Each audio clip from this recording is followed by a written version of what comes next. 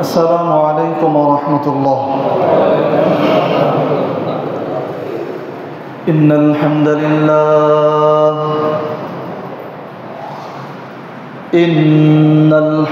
لله نحمده ونستعينه من يهده الله فلا مضل له ومن يضلل فلا هادي له. أشهد أن لا إله إلا الله وحده لا شريك له وأشهد أن محمدا عبده ورسوله.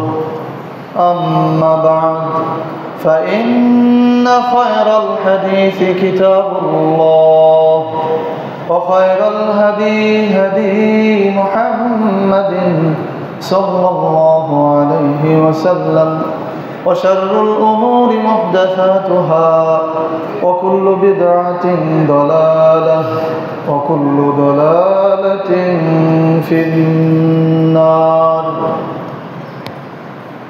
মহান আল্লাহ সুবহানাহু ওয়া তাআলার দরবারে শুকরিয়া আদায় করছি। আল্লাহ রাব্বুল আলামিন আমাদের সকলকে দুনিয়ার যাবতীয় ব্যস্ততাকে দূরে ঠেলে দিয়ে শয়তানের যাবতীয় তৎপরতা ছিন্ন করে দূর দূরান্ত থেকে একত্রিত হয়ে যথাসময়ে জুমার সালাত আদায় করতে আসা তৌফিক দান করেছেন। এই জন্য সেই আল্লাহ তাআলার আলিশান দরবারে শুকরিয়া আদায় করে পড়ছি আলহামদুলিল্লাহ। প্রিয় উপস্থিতি, আজকের খুতবার আলোচ্য বিষয় নবী যুগে মসজিদের কার্যক্রম সমূহ। আজকের খুতবার আলোচ্য বিষয় নবী যুগে মসজিদের কার্যক্রম সমূহ, অর্থাৎ নবী সাল্লাল্লাহু আলাইহি ওয়াসাল্লাম যখন ছিলেন তখন মসজিদে কি কি ধরনের কাজ হতো সেই বিষয়গুলো নিয়ে আমরা আলোচনা করব ইনশাআল্লাহ। প্রিয় ভাইরা, নবী যুগের ইতিহাস বর্তমান মুসলিমদের কম জানা থাকার কারণে সেই সময় মসজিদে কি কি কার্যক্রম হতো এইটা আমরা জানি না জানার কারণে সেই সময় মসজিদের কার্যক্রম সমূহ যদি এখন কোনো মসজিদে শুরু করা হয় তাহলে আমরা যেহেতু অধিকাংশ মানুষই এটা জানি না, তো আমাদের কাছে এইটা নতুন মনে হবে, ঠিক কিনা বলেন? অথচ এই কাজটি রাসূল সাল্লাল্লাহু আলাইহি ওয়াসাল্লামের সময় ছিল, কিন্তু আমরা সেই সময় সম্পর্কে যথাযথ জ্ঞান না রাখার কারণে এখন যদি ওই কাজটাই করা হয় তাহলে মনে হবে এটা নতুন। তো মসজিদে এরকম অনেক কিছু আছে যেগুলো না জানার কারণে আমাদের কাছে নতুন মনে হয়। আমরা সেটা নিয়ে বিতর্ক করি, ঝামেলার সৃষ্টি করি, মারামারি করি, এগুলো শুধুমাত্র না জানার কারণে। তো আমরা সেই বিষয়গুলোই জানবো যে নবী যুগে মসজিদে কি কি কার্যক্রম হতো। তাহলে নবী যুগের কার্যক্রম যদি আবার আমাদের মসজিদে ফিরে আসে তাহলে এটা ভালো হবে না খারাপ হবে? ভালো হবে নিঃসন্দেহে। তার জন্য আগে আমাদের জানার প্রয়োজন। আমি তো আপনাদেরকে সব বেশি জানাতে পারবো না অল্প সময়ের মধ্যে।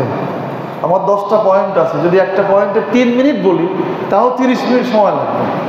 তো আপনাদের পরামর্শ দেবো, আপনারা একটু পড়ালেখা করবেন, আপনারা একটু জ্ঞান অর্জন করার চেষ্টা করবেন, নবী যুগের ইতিহাস পড়বেন, সিরাহ গ্রন্থ পড়বেন, মসজিদের ইতিহাস পড়বেন, তাহলে আপনারা নিজেরাই জানতে পারবেন। আমি শুধু আপনাদের জানার আগ্রহটা বৃদ্ধি করার চেষ্টা করব বা সামান্য আপনাদেরকে একটু টাচ দেওয়ার চেষ্টা করব যে এই কাজগুলো মসজিদে হতো, সেগুলো আমাদের এখানে বা আমাদের বর্তমান পৃথিবীতে যে মসজিদগুলো রয়েছে সেগুলোতে হওয়া দরকার।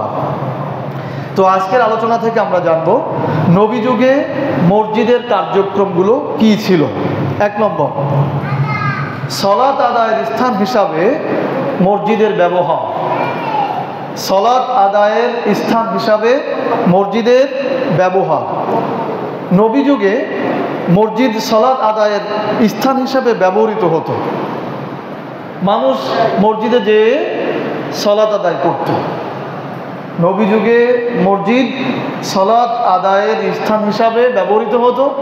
মানুষ মসজিদে যেয়ে সালাত আদায় করত এবং মসজিদে যাওয়ার ব্যাপারে উৎসাহ দেওয়া হতো, মসজিদে আসার ব্যাপারে উৎসাহ দেওয়া হতো। আমরা এ প্রসঙ্গে দু একটি হাদিস বলতে পারি, যেমন আন আবি হুরায়রা রাদিয়াল্লাহু তাআলা আন নবী সাল্লাল্লাহু আলাইহি ওয়াসাল্লাম قال মান গাদা ইলাল মসজিদ ওয়া রাহা আ'আদাল্লাহু লাহু নুজুলাহু মিনাল জান্নাহ কুল্লামা গাদা আও রাহা, রাওয়াহুল বুখারী।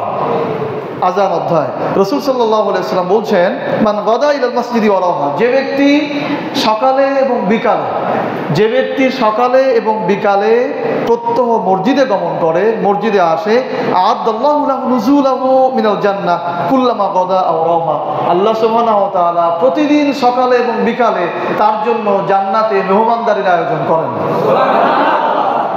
কি বিরাট কথা না? আমি আপনি যদি মসজিদে সকালে বিকালে আসি, তাহলে আল্লাহ সুবহানাহু ওয়া তাআলা আমার আপনার জন্য জান্নাতে মেহমানদারির ব্যবস্থা করবেন, আপ্যায়নের ব্যবস্থা করবেন। প্রতিদিন সকালে, প্রতিদিন বিকালে, যতবার আপনি আসবেন ততবার আল্লাহ তাআলা আপনার জন্য মেহমানদারির ব্যবস্থা করবেন। বলেন সুবহানাল্লাহ। তাহলে আমাদের মসজিদে বেশি বেশি আসা উচিত কিনা?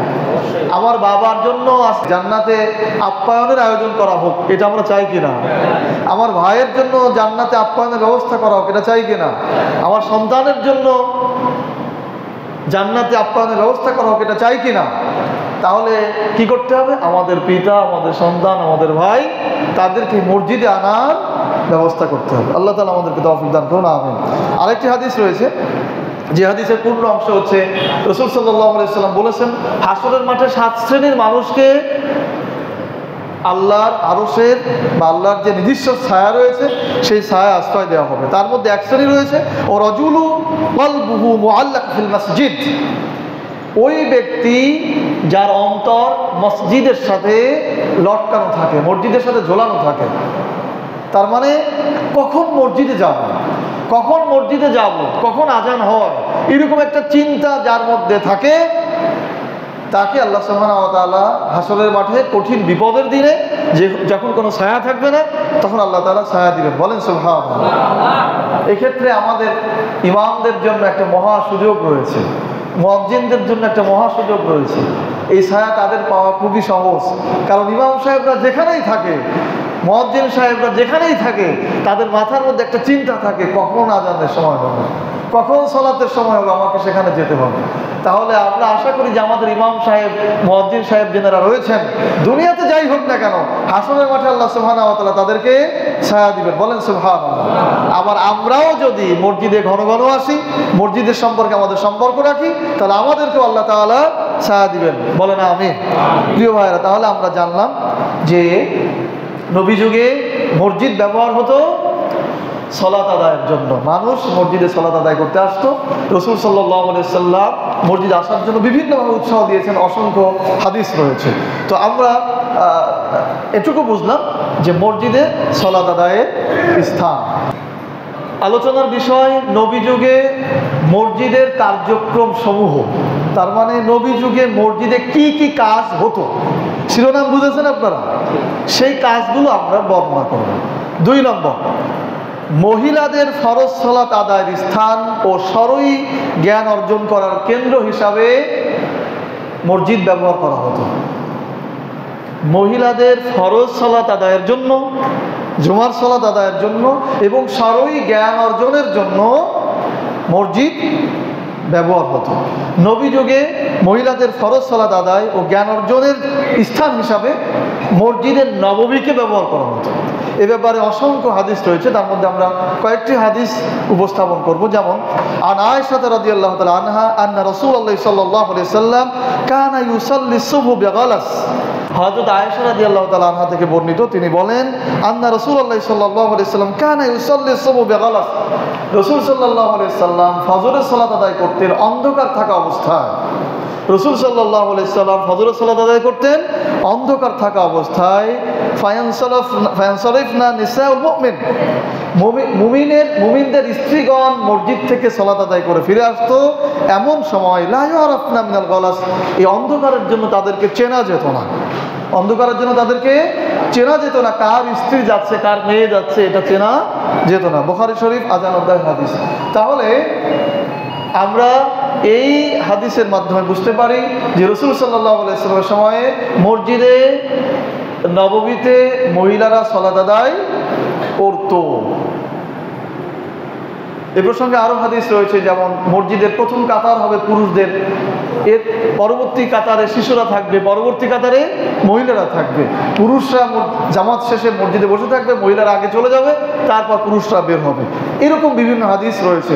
এবং রাসূল সাল্লাল্লাহু আলাইহি ওয়াসাল্লাম বিভিন্ন নির্দেশনা রয়েছে জুমার সালাতের খুতবার ব্যাপারে, ঈদের সালাতের খুতবার ব্যাপারে। বলা হয়েছে যে তোমরা তোমাদের নিজেদের ওড়না যদি না থাকে তাহলে অন্যের ওড়না কর্য করে হলেও ঈদগাহে ঈদের খুতবা বা মসজিদে জুমার খুতবা শুনতে আসো। কেন? যেহেতু সাপ্তাহিকভাবে প্রত্যেক সপ্তাহে একটা গুরুত্বপূর্ণ বিষয়ে আলোচনা করা হয়, এটা শুধু পুরুষরা শোনে, মহিলারা তো এইভাবে শোনে না। এখন মহিলাদেরও তো এই জ্ঞানগুলো দেওয়া প্রয়োজন। এই জন্য রাসূল সাল্লাল্লাহু আলাইহি ওয়াসাল্লাম এরকম নির্দেশনা দিয়েছেন, যদিও ভিন্ন নির্দেশনাও রয়েছে। আজকের আলোচনার উদ্দেশ্য হচ্ছে এই যে নবী যুগে মসজিদে মহিলাদের সালাত আদায়ের ব্যবস্থা ছিল, বা মসজিদ মহিলাদের সালাত আদায়ের জন্য ব্যবহার করা হতো। 3 নম্বর, কোরআন হাদিসের তালিম বা দার্স প্রদানের জন্য মসজিদকে ব্যবহার। কোরআন হাদিসের তালিম বা দার্স প্রদানের জন্য মসজিদকে ব্যবহার। নবী যুগে মসজিদে নববীকে কোরআনের তালিম তরবিয়ত, হাদিসের তালিম তরবিয়ত প্রদানের জন্য মসজিদে নববীর জায়গা ব্যবহার করা হতো। আপনারা অনেকেই ইতিহাস জানবেন, আহলুস সুফফা নামক যেই ইতিহাস বলা হয়, সাহাবীদের ইতিহাস বলা হয়, যে সেখানে 60-এর অধিক সাহাবী সর্বক্ষণ অবস্থান করতেন। মসজিদে নববীর পাশেই একটি ছাপড়া ছিল বা ছোট কোনো ঘর ছিল, সেখানে ওনারা থাকতেন এবং মসজিদে সর্বক্ষণ থাকতেন রাসূল সাল্লাল্লাহু আলাইহি ওয়াসাল্লামের কাছ থেকে কোরআন শেখার জন্য এবং হাদিস শেখার জন্য। অসংখ্য সাহাবী এরকম বলেছেন যে আমাদের ক্ষুধার তীব্রতা এত বেশি ছিল যে আমরা মাটিতে আমাদের পেট বাঁধায় রাখতাম যেন মাটির শীতলতা লেগে আমাদের ক্ষুধার যন্ত্রণা কম হয়। তবুও ওনারা জ্ঞান অন্বেষণ থেকে দূরে সরে যাননি। তো এই যে আহলুস সুফফা যারা মসজিদে কোরআনের শিক্ষা গ্রহণ করার জন্য, হাদিসের শিক্ষা গ্রহণ করার জন্য সর্বদাই থাকতেন। এছাড়াও রাসূল সাল্লাল্লাহু আলাইহি ওয়াসাল্লাম নিয়মিত মসজিদের মধ্যে কোরআনের তালিম দিতেন। কোনো ওহী অবতীর্ণ হওয়া মাত্রই, কোনো আয়াত অবতীর্ণ হওয়া মাত্রই রাসূল সাল্লাল্লাহু আলাইহি ওয়াসাল্লাম মসজিদে সেটা তেলাওয়াত করে শোনাতেন যে আল্লাহর এই বিধান এখন অবতীর্ণ হয়েছে। তাহলে আমরা এই ঘটনাগুলির মাধ্যমে আমরা বলতে পারি যে রাসূল সাল্লাল্লাহু আলাইহি ওয়াসাল্লামের সময়ে মসজিদে নববীকে কোরআনের তালিম, কোরআনের দার্স প্রদানের জন্য ব্যবহার করা হতো। এখন আমাদের জানার বিষয় হচ্ছে কোরআনের তালিম মানে কি, কোরআনের তরবিয়ত মানে কি, কোরআনের দার্স অর্থ কি। আমরা মনে করি কোরআনের দার্স, তালিম, তরবিয়ত মানে শুধু কোরআন পড়তে পারা, কোরআন পড়া শেখানো, জাস্ট হরফ হরকত চিনে কোরআন পড়তে পারলো হয়ে গেল। বিষয়টি এমন নয়। কোরআনের তালিম, তরবিয়ত, দার্স মানে হচ্ছে কোরআনের মৌলিক যে বিষয়গুলি রয়েছে, কোরআনের মূল মধ্যাগত যে বিষয় রয়েছে সেটা তুলে ধরা। রাসূল সাল্লাল্লাহু আলাইহি ওয়াসাল্লামের সময় যখন তালিম হতো, দার্স হতো, রাসূল সাল্লাল্লাহু আলাইহি ওয়াসাল্লাম শুধুমাত্র কোরআনের আয়াত তেলাওয়াত করে ছেড়ে দিতেন না, বরং তিনি ব্যাখ্যা করতেন। সেই ব্যাখ্যাই মৌলিক তাফসীর, যেটা সাহাবায়ে কেরামগণ রাসূল থেকে শুনে ব্যাখ্যা করেছেন। রাসূল সাল্লাল্লাহু আলাইহি ওয়াসাল্লাম যখন কোরআনের দার্স দিতেন, তেলাওয়াত শোনাতেন, তখন রাসূল সাল্লাল্লাহু আলাইহি ওয়াসাল্লাম ওই দার্সের মাধ্যমে মুনাফিকদের পরিচয় শিক্ষা দিতেন। ওই দার্সের মাধ্যমে, তালিমের মাধ্যমে কাফের মুশরিকদের পরিচয় জানাতেন। ওই দার্সের মাধ্যমে, তালিমের মাধ্যমে তাগুত ও বাতিল কারা সেটা জানাতেন। রাসূল সাল্লাল্লাহু আলাইহি ওয়াসাল্লাম যখন বলেছেন ফামা ইয়াকফুর বিত-তাগুত, আল্লাহ তাআলা এই ওহী অবতীর্ণ করেছেন, তখন উনি যদি শুধু এটাই বলতেন ফামা ইয়াকফুর বিত-তাগুত, তাহলে মুসল্লিরা, সাহাবায়ে কেরাম বুঝতেন না। উনি বুঝিয়েছেন যে কারা কারা তাগুত। রাসূল, আল্লাহ তাআলা আয়াত অবতীর্ণ করেছেন ওয়া লাম ইয়াহকুম বিমা আনজালাল্লাহু ফাউলাইকা হুমুল কাফিরুন, যারা আল্লাহর বিধান অনুযায়ী বিচার ফায়সালা করে না তারা কাফের। এই কাফের কারা, এটা রাসূল সাল্লাল্লাহু আলাইহি ওয়াসাল্লাম বুঝিয়েছেন। যাদের মধ্যে দ্বীন প্রতিষ্ঠার চিন্তা নেই, আল্লাহ রাসূল বলেছেন তারা মুনাফিক। এই মুনাফিক কারা, আল্লাহ রাসূল তাদেরকে পরিচয় তুলে ধরেছেন। এই পরিচয় তুলে ধরা, এই শিক্ষাটাই হচ্ছে তালিম, এই শিক্ষাটাই হচ্ছে তারবিয়াত, এই শিক্ষাটাই হচ্ছে দার্স। কথা বুঝে আসছে আপনাদের? এখন এইরকম তালিম, তরবিয়াত রাসূল সাল্লাল্লাহু আলাইহি ওয়াসাল্লাম যখন করতেন, তখন সেই সময়ে যারা ইসলাম বিরোধী ছিল তারা সিদ্ধান্ত গ্রহণ করলো রাসূল সাল্লাল্লাহু আলাইহি সাল্লাম বা তাদের ভাষায় মুহাম্মদ যে তালিম করে, মুহাম্মদ যে তরবিয়ত দেয়, এইটাকে ভণ্ডুল করতে হবে, এটাকে বাধা দিতে হবে। কারণ মুহাম্মদ তালিম করলে লোকজন সব তার পক্ষে চলে যায়। তাহলে কি করতে হবে? তারা বলল যে মুহাম্মদ যেখানে তালিম করবে, তরবিয়ত দিবে, দার্স দিবে, কোরআনের আয়াত তেলাওয়াত করে শোনাবে, সেখানে তোমরা হট্টগোল সৃষ্টি করবা, তোমরা বাধা দিবা, হাততালি দিবা, শীষ বাজাবা, যেন মানুষেরা কোরআন তেলাওয়াত শুনতে না পারে। তাহলে যেটা বলছিলাম, কাফির, মুশরিক এবং তাগুত যারা সেই সময় ছিল, তারা বলল যে তোমরা এই কোরআন শুনতে দিবা না, হট্টগোল সৃষ্টি করবা, তালি বাজাবা, শীষ বাজাবা। আল্লাহ সুবহানাহু ওয়া তাআলা তাদের এই সিদ্ধান্ত কোরআনে অবতীর্ণ করেছেন। আল্লাহ তাআলা বলেছেন, ওয়াকালা আল্লাযীনা কাফারু লা তাসমাউ লিহাযাল কুরআন ওয়ালগাউ ফীহি লাআল্লাকুম তাগলিবুন ফালা নুযিকান্না আল্লাযীনা কাফারু আযাবান শাদীদা। আল্লাহ তাআলা বলছেন, আর কাফিরেরা বলে লা তাসমাউ লিহাযাল কুরআন, তোমরা এই কোরআন শুনবে না, এই কোরআন তোমরা শুনবে না, ওয়ালগাউ ফীহি লাআল্লাকুম তাগলিবুন, আর যখন কোরআনের তেলাওয়াত হবে, আবৃত্তি হবে, শিক্ষা হবে, তখন তোমরা হট্টগোল সৃষ্টি করবা, বাধা প্রদান করবা, লাআল্লাকুম তাগলিবুন, যেন তোমরা বিজয়ী হতে পারো। কাফির মুশরিকদের নেতারা কাফির মুশরিকদেরকে শেখাচ্ছে, তাদের নেতৃস্থানীয় লোকদেরকে শেখাচ্ছে, যেখানে কোরআনের তরবিয়ত হবে, কোরআনের তালিম হবে, কোরআনের শিক্ষা প্রদান করা হবে, সেখানে তোমরা তালি বাজাবা, শীষ বাজাবা, চিৎকার চেঁচামেচি করবা, বাধা প্রদান করবা, যেন কোরআন মানুষরা শুনতে না পারে। যদি কোরআন না শুনতে পারে, তাহলে তোমরা বিজয়ী হয়ে যাবা। তার মানে কোরআন শুনলেই মানুষ আল্লাহর পথে চলে আসবে, কোরআন শুনলেই মানুষ ইসলামী আইন বিধানের দিকে চলে আসবে। সুতরাং যেভাবে হোক কোরআনের আইন প্রচার প্রসার, কোরআনের তালিম তরবিয়তকে বন্ধ করে দিতে হবে। প্রিয় ভাইরা, আমার যেটা আলোচনার বিষয় ছিল, রাসূল সাল্লাল্লাহু আলাইহি ওয়াসাল্লামের সময়ে মসজিদে নববীকে তালিমের জায়গা, দার্সের জায়গা হিসাবে ব্যবহার করা হতো, এবং সেখানে শুধু তেলাওয়াত করে ছেড়ে দেওয়া হতো না, সেখানে শুধু তেলাওয়াত শোনাই ছাড়া হতো না, বরং এটার সার নির্দেশ তুলে ধরা হতো। আর এজন্যই কাফির মুশরিকরা তখনও খেপে গিয়েছিল যে এটা করতে দেওয়া যাবে না। প্রিয় ভাইরা, আমরা সবাই মুসলিম, আমরা এদেশে সবাই মুসলিম, আমরা সবাই আল্লাহকে বিশ্বাস করি, পরকালকে বিশ্বাস করি। সুতরাং এইরকম কাজ আমরা করব না যে আমাদের কাজ যেন কাফির মুশরিকদের সাথে সাদৃশ্যপূর্ণ হয়। তারা কোরআনের দার্স, তালিম, তরবিয়তকে বাধা দিত, আমরা এরকম কাজ করব না। যারা দার্স দিচ্ছে তারা দিক, আপনিও দেন। মসজিদ সবার, এখানে কোরআনের কথা যে বলবে সেই বলতে পারবে, এখানে কোরআনের আলোচনা যে করবে সেই করতে পারবে, সমস্যাটা কি? আমরা কেন বাধা দিব? কোনো বাধা প্রদান করব না। তাহলে আমাদের এই কার্যক্রমটা হবে সেই সময়ের কাফির মুশরিকদের কাজের সাথে শামিল। আর আল্লাহ তাআলা বলেছেন, ফালা নুযিকান্নাল্লাযীনা কাফারু আযাবান শাদীদা, যারা কোরআনের বাধা দেবে, কোরআনের দার্সকে বাধা দেবে, তরবিয়তকে বাধা দেবে, এই সমস্ত কাফিরদেরকে আমি কঠোর শাস্তি আস্বাদন করাবো। আমরা চাই না আমাদের মুসলিম ভাইয়েরা এই ধরনের কাজ করে জাহান্নামের শাস্তি ভোগ করুক। আল্লাহ তাআলা আমাদের সকলকে বুঝদান করুন, বলেন আমিন। আলোচনার বিষয় রাসূল সাল্লাল্লাহু আলাইহি ওয়াসাল্লামের সময়ে মসজিদের কার্যক্রম সমূহ। 4 নম্বর, ইসলামিক সাংস্কৃতিক কেন্দ্র হিসাবে মসজিদের ব্যবহার। ইসলামিক সাংস্কৃতিক কেন্দ্র হিসাবে মসজিদের ব্যবহার। নবী যুগে মসজিদে নববীতে ইসলামী সংস্কৃতির চর্চা হতো। তার প্রমাণে আমরা একটা হাদিস বলতে পারি। আন আয়েশা রাদিয়াল্লাহু তাআলা আনহা قالت كان رسول الله صلى الله عليه وسلم يدعو لحسن بن ثابت منبرا في المسجد يقوم عليه قائما يفاخر عن رسول الله صلى الله عليه وسلم। আয়েশা রাদিয়াল্লাহু তাআলা আনহা থেকে বর্ণিত, তিনি বলেন, কানা রাসূলুল্লাহ সাল্লাল্লাহু আলাইহি ওয়াসাল্লাম ইয়াদাউ লি হাসান ইবনে সাবিত মিম্বার ফিল মসজিদ। রাসূলের মসজিদে হাসান ইবনে সাবিত রাদিয়াল্লাহু তাআলা আনহুর জন্য একটি মিম্বার তৈরি করে দেওয়া হয়েছিল মসজিদের এক পাশে। সেখানে থেকে তিনি রাসূল সাল্লাল্লাহু আলাইহি ওয়াসাল্লামের প্রশংসা গাথা কবিতা আবৃত্তি করতেন। অর্থাৎ তৎকালীন সময়ে কাফির মুশরিকরা নবীজির নামে কবিতা লিখে বা বিভিন্ন কাব্য গাথা লিখে বাইতুল্লাহতে টানিয়ে রাখত, তাদের মুহাম্মদ সাল্লাল্লাহু আলাইহি ওয়াসাল্লাম চরিত্রকে মানুষের কাছে খারাপভাবে উপস্থাপন করার জন্য।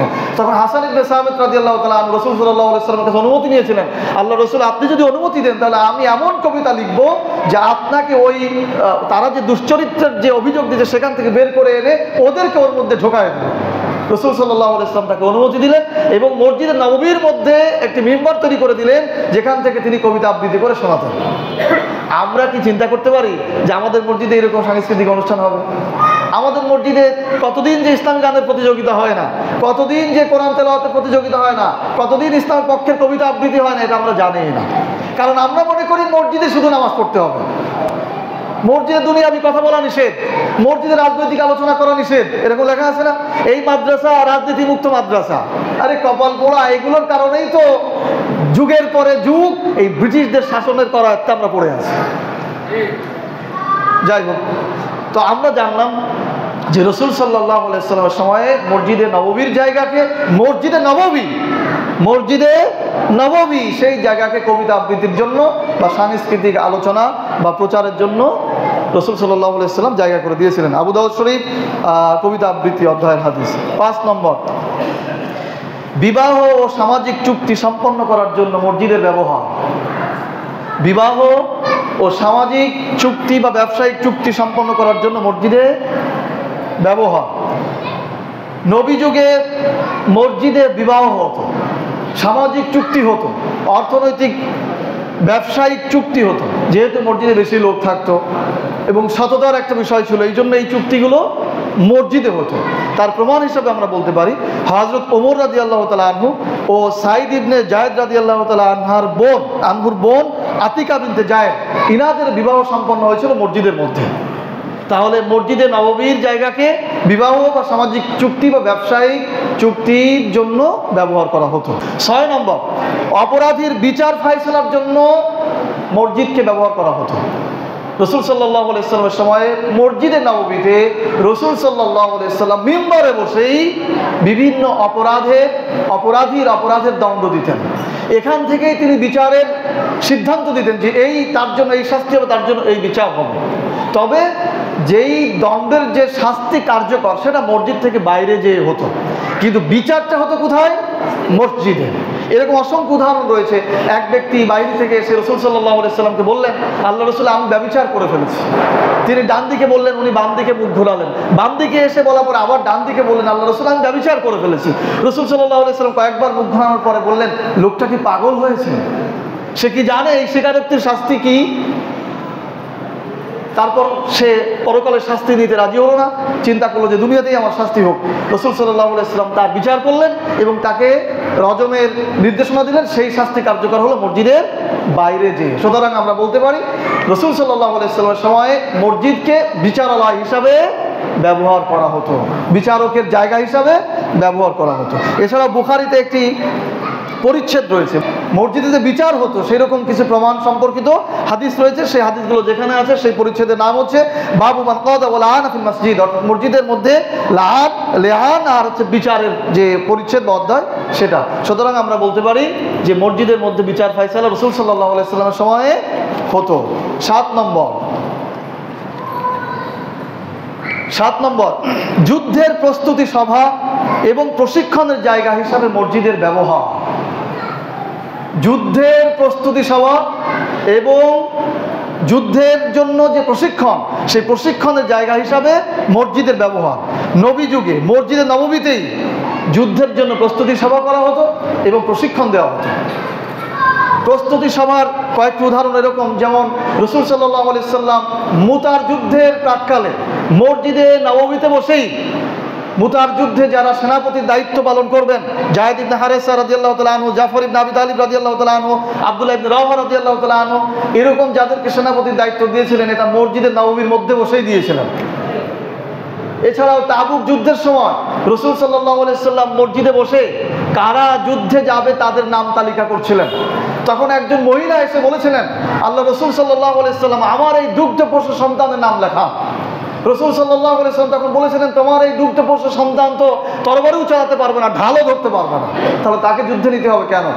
তখন মহিলা বলেছিলেন, আল্লাহ রসুল, আমি জানি আমার সন্তান ঢালও ধরতে পারবে না, আমার সন্তান বাতিলের বিরুদ্ধে তরবারও ধরতে পারবে না, কিন্তু এতটুকু জানি যখন কাফিররা আপনাকে আক্রমণ করতে আসবে আমার সন্তানকে আপনার সামনে ঢাল হিসেবে ধরবেন, আমার সন্তান শহীদ হবে, আপনি বেঁচে থাকবেন। বলেন না সুবহানাল্লাহ। এরকম মায়েরা ছিল তখন। তো এই যে প্রস্তুতিমূলক যে পরিবেশ, এটা মসজিদে নববীতেই হতো। মসজিদ নববীর মধ্যেই রাসূল সাল্লাল্লাহু আলাইহি ওয়াসাল্লাম এগুলো নির্দেশনা দিয়েছেন। এছাড়াও মসজিদে নববীর চত্বরে যুদ্ধের প্রশিক্ষণ হতো। আবিসিনিয়া থেকে যারা এসেছিল তারা মসজিদের চত্বরে মহড়া দিচ্ছিল যুদ্ধের। ওমর রাদিয়াল্লাহু তাআলা আনহু তাদেরকে বাধা দিতে গিয়েছিলেন। তখন আল্লাহ রাসূল বললেন, তাদেরকে বাধা দিও না, তাদেরকে কাজ করতে দাও। কাজেই আমরা বলতে পারি রাসূল সাল্লাল্লাহু আলাইহি ওয়াসাল্লামের সময় মসজিদে যেমন প্রস্তুতিমূলক যুদ্ধের প্রশিক্ষণমূলক কার্যক্রম পরিচালিত হতো এবং যুদ্ধের প্রস্তুতিমূলক সমস্ত বিষয় মসজিদে পরিচালিত হতো। 8 নম্বর, যুদ্ধ পরিচালনার জন্য মসজিদের ব্যবহার। যুদ্ধ পরিচালনা হচ্ছে সরাসরি যুদ্ধ পরিচালনার জন্য মসজিদের ব্যবহার। আমি আপনাদেরকে বোঝাতে চাচ্ছি যে রাসূল সাল্লাল্লাহু আলাইহি ওয়াসাল্লাম মসজিদের সময়ের কার্যক্রম আর আমাদের সময়ের মসজিদের কার্যক্রম। যুদ্ধ পরিচালনার জন্য মসজিদের ব্যবহার। নবী যুগে মসজিদের মিম্বার থেকেই যুদ্ধ পরিচালিত হয়েছে। তার একটি উদাহরণ হচ্ছে রাসূল সাল্লাল্লাহু আলাইহি ওয়াসাল্লাম পরবর্তী সময় ওমর রাদিয়াল্লাহু তাআলা আনহু যখন দায়িত্বশীল ছিলেন, তখন উনি মসজিদের মিম্বরে খুতবা দিচ্ছিলেন। এমন অবস্থায় সেই ইরাকের কোনো এক জায়গাতে যুদ্ধ হচ্ছিল মুসলিমদের সাথে অমুসলিমদের। তখন পাহাড়ের উপরে সৈনিক, বাতিলপন্থী সৈনিকরা ছিল যারা মুসলিমদেরকে আক্রমণ করবে বলে সিদ্ধান্ত নিচ্ছিল। তখন মিম্বর থেকে ওমর রাদিয়াল্লাহু তাআলা আনহু আল্লাহ তাআলার রহমতের মাধ্যমে জেনে মিম্বর থেকে বলেছিলেন, ইয়া সারিয়া আল জাবাল। ইরাকে যুদ্ধ ছিল, সেখানে এই মসজিদ থেকে বলেছিলেন, ইয়া সারিয়া আল জাবাল, অর্থাৎ হে সৈনিক, তুমি পাহাড়ের দিকে তাকাও, পাহাড়ের দিকে তোমাদেরকে আক্রমণ করার জন্য প্রস্তুতি চলছে। তার মানে যুদ্ধের ময়দান পরিচালিত হয়েছে মসজিদ থেকে। এটি হচ্ছে রাসূল সাল্লাল্লাহু আলাইহি ওয়াসাল্লাম যুগের সময়ে মসজিদের ব্যবহার। 9 নম্বর, আল্লাহর নীতি বাস্তবায়নের সিদ্ধান্ত গ্রহণের জন্য মসজিদের ব্যবহার। আল্লাহর নীতি বাস্তবায়নের সিদ্ধান্ত গ্রহণের জন্য মসজিদের ব্যবহার। নবী যুগে আল্লাহর নীতি বাস্তবায়নের জন্য মসজিদকে ব্যবহার করা হতো। আল্লাহর নীতি মানে হচ্ছে আইন। আল্লাহর নীতি মানে আইন। আল্লাহর নীতি মানে হচ্ছে আল্লাহর বিধান, আল্লাহর যে শাসন কার্য, আল্লাহর যে বিচার ব্যবস্থা, এগুলোই হচ্ছে আল্লাহর নীতি। রাসূল সাল্লাল্লাহু আলাইহি ওয়াসাল্লামের উপরে যখনই এরকম কোনো নীতি আরোপিত হতো, যখন এরকম কোনো আসতো, তখনই তিনি মসজিদ নববীতে বসেই সেই নীতি বাস্তবায়নের জন্য পরামর্শ করতেন এবং সেই নীতি বাস্তবায়নের জন্য সিদ্ধান্ত দিতেন এবং বাইরে সেটা বাস্তবায়ন করতেন। প্রিয় উপস্থিতি, এখানে আমাদের একটি বিষয় মনে রাখা দরকার যে আল্লাহর নীতি যদি আমরা রাজনীতির বিশ্লেষণ করি তাহলে আমাদেরকে বুঝতে হবে রাজনীতি মানে হচ্ছে রাজ্য শাসনের নীতি। যে নীতি দিয়ে রাজ্য পরিচালনা হবে সেটাই হচ্ছে কি রাজনীতি। আর সার্বভৌম ক্ষমতার অধিকারী যিনি, তিনিই মূলত আইন বেত্তা হন, অর্থাৎ আইন প্রবর্তক হন। আমরা মুসলিমরা বিশ্বাস করি এবং কোরআন স্পষ্ট উল্লেখ রয়েছে, লাহু মুলকুস সামাওয়াতি ওয়াল আরদ, আসমান এবং জমিনের সার্বভৌমত্ব কার? আল্লাহ। এই আল্লাহ রাব্বুল আলামিন রাষ্ট্রবিজ্ঞানের একটা সংজ্ঞা না দিলেই নয়। আমরা রাষ্ট্রবিজ্ঞানে পড়েছি সার্বভৌমত্ব হচ্ছে তার হাতে ন্যস্ত চূড়ান্ত ক্ষমতা, যার আদেশের অপেক্ষা যার আদেশ অন্য কারো আদেশের বা অনুমোদনের অপেক্ষা রাখে না। তাহলে এই সংজ্ঞা অনুযায়ী একমাত্র সার্বভৌম ক্ষমতার মালিক আল্লাহ। আল্লাহ সুবহানাহু ওয়া তাআলার নীতি হবে রাজ্য শাসন নীতি। সুতরাং কোনো মুসলিম যদি রাজনীতি করতে চায়, তাহলে অবশ্যই তাকে আল্লাহর নীতি বাস্তবায়নের রাজনীতি করতে হবে। অন্য কোনোভাবে মানবীয় রাজনীতি করার কোনো সুযোগ নেই। কারণ আমি মুসলিম, আমাকে আল্লাহর নীতি বাস্তবায়নের জন্য আল্লাহ তাআলা এখানে পাঠিয়েছেন। আমি মানবীয় কোনো নীতি আদর্শ বাস্তবায়নের জন্য প্রচেষ্টা চালাতে পারি না। প্রিয় ভাইরা, যেটা বলছিলাম, রাসূলের যুগে মসজিদে নববীতেই সেই রাজনীতি হতো যেই রাজনীতিতে আল্লাহর আইন প্রতিষ্ঠিত হতো, আল্লাহর আইন বাস্তবায়িত হতো। রাসূল সাল্লাল্লাহু আলাইহি ওয়াসাল্লাম মক্কা থেকে যে মদিনায় হিজরত করে যে মসজিদে নববী তৈরি করেছিলেন, ইসলামিক স্টেট তৈরি করেছিলেন, সেখানে যখন মক্কা বিজয় হয়েছিল, তারপরে যে আইন আদালত রাষ্ট্র ব্যবস্থা পরিচালিত হয়েছিল, এটা কার নীতির মাধ্যমে হয়েছিল?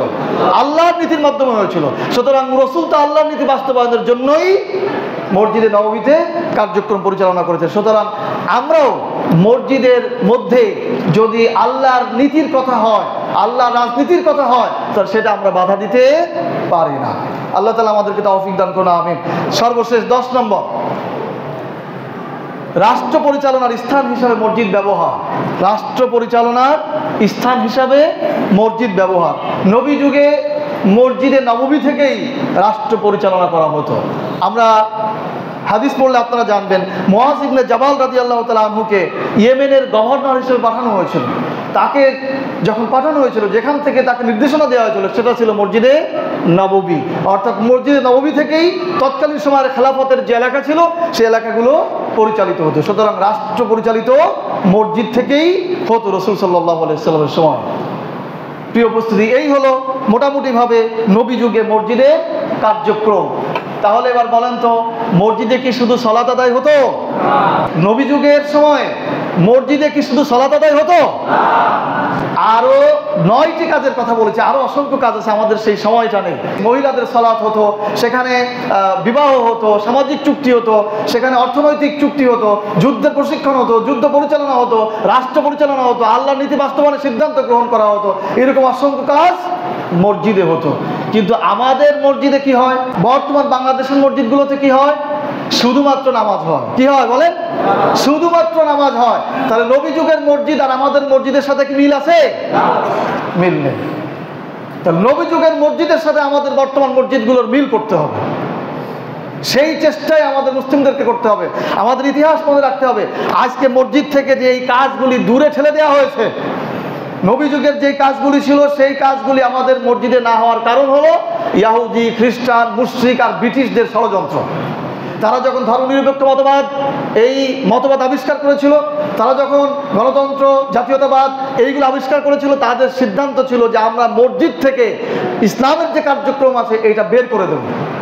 শুধুমাত্র নামাজ ছাড়া আর কিছুই তাদের করতে দেব না। মসজিদে শুধু এই নামাজের ইবাদত হবে, বাকি কার্যক্রম সব বাইরে হবে। আর যে বাইরে হবে কেন? মানুষের আইন দিয়ে রাষ্ট্র পরিচালিত হবে। আর মসজিদের থেকে যদি পরিচালিত হয় তাহলে তো আল্লাহর আইন দিয়ে পরিচালিত হবে। এই ষড়যন্ত্র করেই তারা মূলত মসজিদ থেকে এই কার্যক্রমগুলি দূরে সরাই দিয়েছে।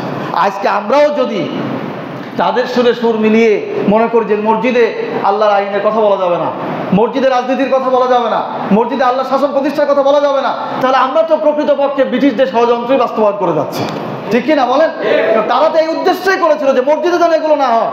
প্রত্যেক জুমার দিনে আল্লাহ তাআলা ব্যবস্থা করে দিয়েছেন খুতবা। জুমার ব্যাপারে স্পষ্ট নির্দেশনা দেওয়া রয়েছে, ইয়া আইয়ুহাল্লাযীনা আমানু ইত্তাকুল্লাহ, হে বিশ্বাসীরা, ইযা নুদিয়া লিস-সালাতি মিন ইয়াউমিল জুমআহ ফাসাউ ইলা যিকরিল্লাহ, যখনই জুমার সালাতের আহ্বান হয় তখন তোমরা সমস্ত কর্মকাণ্ড ছেড়ে দাও আর আল্লাহ স্মরণের দিকে ধাবিত হও। খুতবার বিশেষ গুরুত্ব রয়েছে এই জন্য যে একজন খতিব মসজিদ থেকে দিক নির্দেশনা দেবে যে তোমাকে এইটা করতে হবে, এইটা করতে হবে, এটা করা দরকার। প্রিয় ভাইয়েরা, সর্বশেষ যে কথা বলবো, আমাদের মসজিদগুলোতে লেখা থাকে মসজিদের দুনিয়াবি কথা বলা নিষেধ, মসজিদে লেখা থাকে মসজিদে রাজনৈতিক আলোচনা করা নিষেধ। এইটা আসলে যৌক্তিক নয়। আপনি মুসলিম, আপনার কেন্দ্রবিন্দুই হচ্ছে মসজিদ। মসজিদ থেকেই সমস্ত কিছু কার্যক্রম পরিচালনা হবে। মসজিদে আপনি বিচার ফাইসলা করবেন, মসজিদে আপনি সামাজিক চুক্তি করবেন, যদি সম্ভব হয় মসজিদে বিবাহ পড়াবেন, যদি সম্ভব হয় মসজিদ থেকে বিচার ফাইসলা করবেন। এটাই তো মসজিদের কার্যক্রম। মসজিদ শুধুমাত্র নামাজ পড়তে হবে এই জন্য নয়। আল্লাহ সুবহানাহু ওয়া তাআলা আমাদের সকলকে মসজিদের এই বিষয়গুলি যা শুনলাম, মসজিদ নিয়ে যে কার্যক্রম, সেই কার্যক্রম আবার নতুন করে করার তৌফিক দান করুন। বলেন আমিন। সুবহানাকাল্লাহুম্মা ওয়া বিহামদিক আশহাদু আল্লা ইলাহা ইল্লা আনতা আস্তাগফিরুকা ওয়া আতুবু ইলাইক।